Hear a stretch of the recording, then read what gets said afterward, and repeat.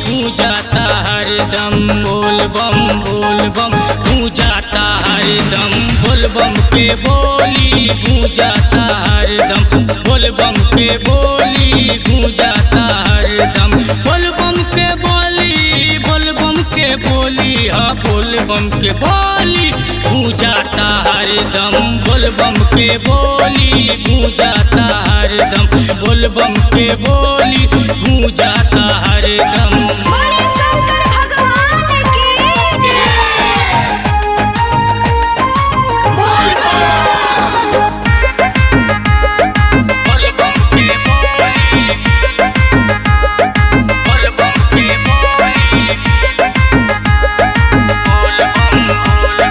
हम है दीवाना भोलेनाथ के, हम है दीवाना भोलेनाथ के, नीलकंठ बाबा अमरनाथ के, नीलकंठ बाबा अमरनाथ के।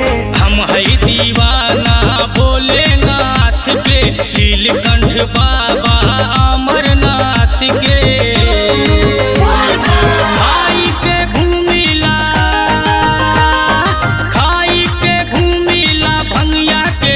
गूंजेला हरदम बोल बम गूंजेला हरदम बोल बम के बोली गूंजेला हरदम बोल बम के बोली गूंजेला हरदम।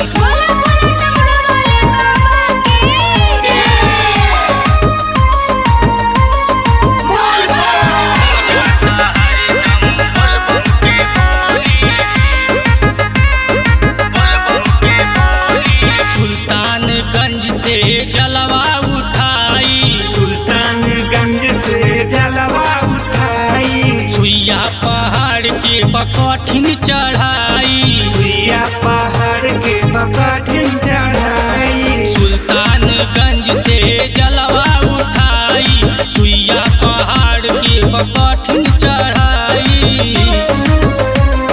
गावेला दिनेश पांडे, माझी लिखे बोली गूंजाता हरदम बोल बम गूंजाता हरदम बोल बम के बोली गूंजाता हरदम बोल बम के बोली गूंजाता हरदम।